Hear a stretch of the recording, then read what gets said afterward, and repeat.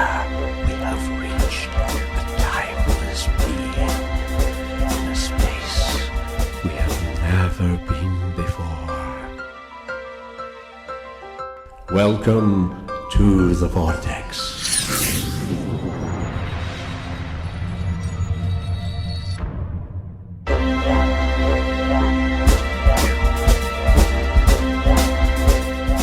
We're very excited to have Michael Tamura.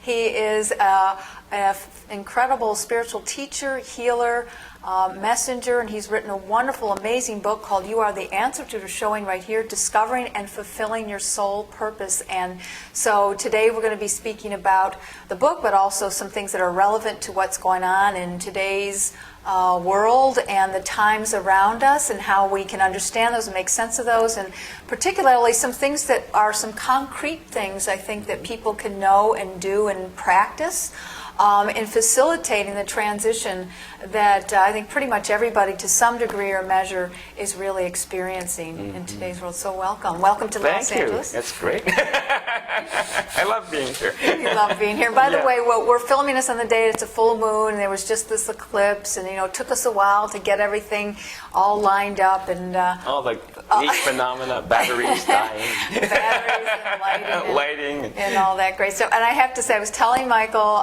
before we got started that because I knew I was going to be interviewing him, then it was homework for me to read his book, and it's good because sometimes I can be a little resistant. I guess I felt the power. It's very powerful, highly transformative, and I also, even though I had a little bit of a deadline, a couple weeks, I couldn't rush through it. In fact, James Van Praagh gives the prologue, and he says, don't rush through this book, but you take your time with it. It's an incredible medicine. I really want to tell you, there's a lot in. I think, every sentence is a morsel. There's just words within it that are morsels, and then you kind of reread it. What I do is usually I kind of underline things and take notes, and I notice and I reread it, and a whole deeper measure a whole deeper meaning would come on, would experience a deeper meaning or a different angle or dimension to that as well. So really incredible. I'm glad. Yeah. And I know that, we had some different things. If maybe we could just go through some of the topics or areas that you mentioned in the book, and then we can kind of interweave that with how we can provide the viewer today with some practical exercises and things that regardless of where someone is on their spiritual journey in this life, that they feel they can access something for themselves. And I would say, and the book is really for anybody and everybody. I, have a background in psychology, and I was thinking this book should be a textbook. It should be a textbook for psychology students, and I think even maybe for life itself, because it's just got so much in there. But you start out by talking about making space for spirit, which is a beautiful way to make space for the unfoldment of what you're teaching in the book. You're really making space. And I'd love if you could just talk a little bit about that, because then you go on to say, well, this is giving yourself space to be spirit. And maybe you can speak to, the audience here about that. Sure. Well,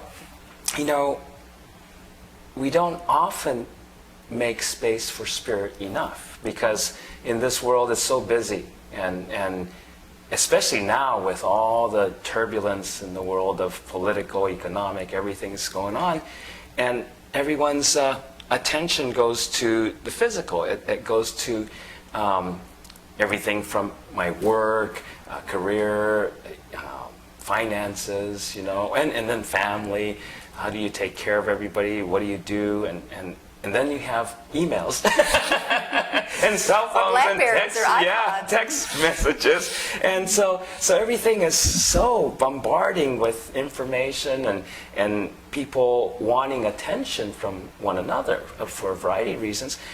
Well, what happens is you forget, and this is the nature of what is it about enlightenment? What is it about becoming more aware spiritually? Is often the analogy is waking up. And over the course of thousands of years, great masters have always said, this is a dream. This is an illusion, this is a dream.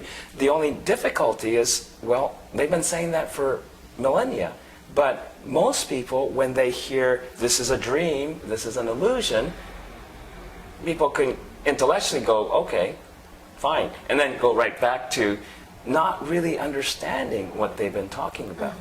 And how easy it is to change our conditions in this world, our own personal and worldly conditions, because when you everybody's dreamt when they're sleeping at night, right?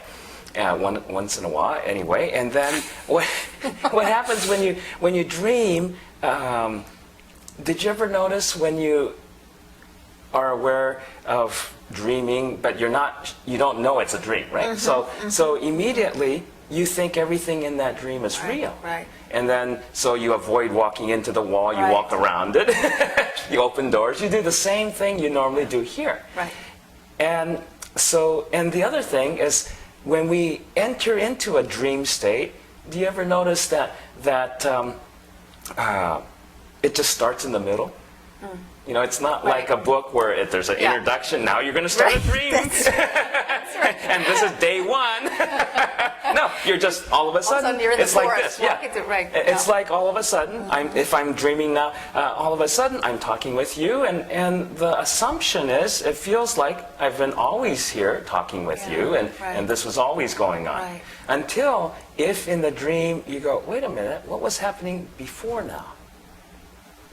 I don't remember. Who was I? Who was I? Where was I? What was, and where is this? And then sometimes some people will become lucid in the dream, right?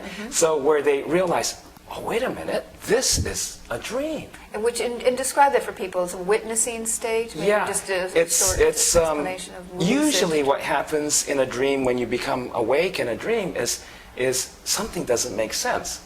And you might feel like, okay, I'm at home, and wait a minute, I don't have that poster on the wall at my house, or that chair isn't there. And then you start looking around, and you realize, wait a minute, this is a dream. Have you ever had that? Yes, absolutely. And what happened when you wake up in a dream? The first thing is, oh, great, this is just a dream. You get joyous, right? Because you're free. You're not beholden to this, because until then, you thought this was all real. And real means unchangeable, and it's the way it is. You don't have control. You don't have control over it. It's just the way it is. But in a dream, oh, this is a dream. It's not real. I can do anything. I can be anything. And then many of us, when we realize we're dreaming, we start flying. We walk through walls. We just all of a sudden decide we want to be in Italy or something, and there we are. And so that's waking up in a dream. Becoming more aware spiritually involves that. Making space for spirit here involves becoming awake, which means reminding ourselves, oh, wait a minute.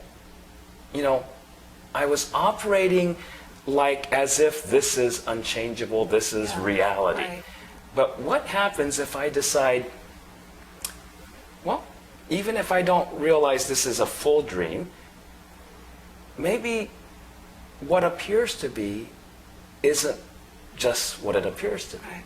How about if we go deeper? And that's what we call meditation. We start to, instead of looking at the surface of physical things, we turn inward and we look at what's within. And when we start to remind ourselves, it's time, we need to remind ourselves that we are spirit. We're not these physical objects. And we're experiencing these things. So what's beyond that? Yeah. Let's go beyond and deeper than the surface appears to be. Then we start to find out a whole different existence. Yeah. But we could go back to I've worked a lot with people in life, career, job transitions. And so obviously in the last year particularly, a lot of people in the financial markets and stuff like that. So I've coached and trained a lot of people who are like realizing, oh my gosh, I have to completely change what I've been doing. Yes. And when you use the word simple, I think, and some of the people would think, I'm just in panic mode. I've just got to put food, I've got a mortgage to pay and things like that. And yet they know intuitively life is not as it has been. They know it. And yet, how do you reach and speak to someone like that who has been so much on this other track? But, you know, there is a little window